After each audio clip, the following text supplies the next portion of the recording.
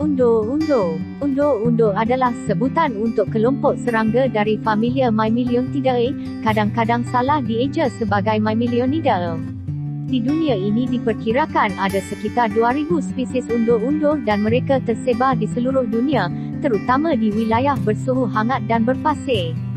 Nama undo-undo diberikan pada haiwan ini kerana kebiasaan larvanya berjalan mundur saat menggali sarang jebakan di tanah.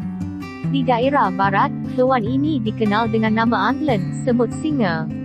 Nama itu diberikan kerana kebiasaan larvanya yang memburu semut secara ganas dengan cara menggali jebakan di dalam tanah sehingga dianggap sebagai singanya para semut. Klasifikasi.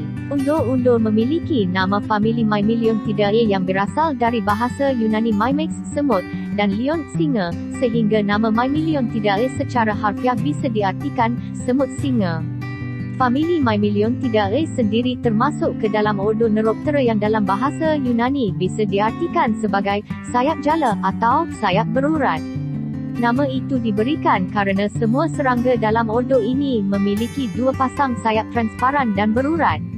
Anatomi. Undo-undo memiliki penampilan yang sekilas mirip dengan capung kerana sama-sama memiliki abdomennya panjang dan memiliki dua pasang sayap transparan berurat pada thoraxnya. Ia bisa dibedakan dengan capung dengan melihat antenanya yang panjang dan ujungnya sedikit melengkung, ukurannya yang rata-rata lebih kecil, dan matanya yang terletak di sisi kepala serta berukuran lebih kecil dibandingkan mata capung. Undo-undo juga tidak bisa terbang secepat dan selincah capung kerana ia pada dasarnya merupakan penerbang lemah. Undo-undo memiliki ukuran yang bervariasi. Jenis undo-undo terbesar di dunia diketahui berasal dari genus Vulpes yang hidup di Afrika dan rentang sayapnya mencapai 16 cm. Spesies yang terkecil berasal dari wilayah Arabia dan rentang sayapnya hanya sekitar 2 cm. Mayoritas undo-undo sendiri umumnya berukuran antara 4 sampai 10 cm. Daur hidup dan reproduksi. Reproduksi terjadi tidak lama setelah undo-undo baru saja keluar dari kepompongnya. Perkahwinan dimulai ketika sepasang undo-undo jantan dan betina hinggap di pohon. Sepasang undo-undo itu lalu melakukan kopulasi dengan cara saling melekatkan ujung abdomennya. Kopulasi bisa berlangsung hingga 2 jam lamanya. Undo-undo betina yang sudah dibuahi telurnya selanjutnya akan pergi mencari tempat untuk bertelur dan masih mungkin kembali ke tempat yang sama untuk kembali kahwin.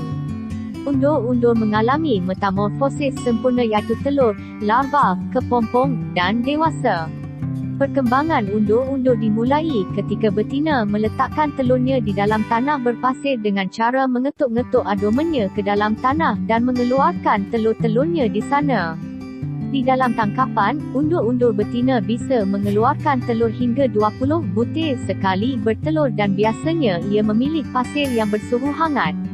Kadang-kadang, undo-undo betina yang sedang menaruh telur di atas pasir tertangkap oleh larva undo-undo lain yang kebetulan membuat jebakan yang berdekatan dengan tempatnya bertelur. Telur undo-undo akan menetas menjadi larva yang bertubuh gempal, pipih, berkaki 6, dan memiliki sepasang taring panjang di kepalanya. Mayoritas spesies larva undo-undo selanjutnya akan membuat jebakan di tanah dengan cara bergerak mundur memakai tubuhnya seperti mata bor dan mulai menggali dengan gerakan spiral hingga akhirnya membentuk sarang jebakannya yang berbentuk seperti corong, biasa disebut liang undo-undo. Pada sebahagian spesies undo-undo semisal Dendrolen pantyomis, larvanya tidak membuat sarang jebakan, namun hanya bersembunyi di tempat-tempat tertentu lalu menerkam haiwan kecil yang lewat di dekatnya. Hal yang unik pada larva undo-undo adalah mereka tidak memiliki anus sehingga ampas sisa-sisa metabolisme tubuhnya akan disimpan dan baru dikeluarkan ketika mereka sudah menjadi undo-undo dewasa.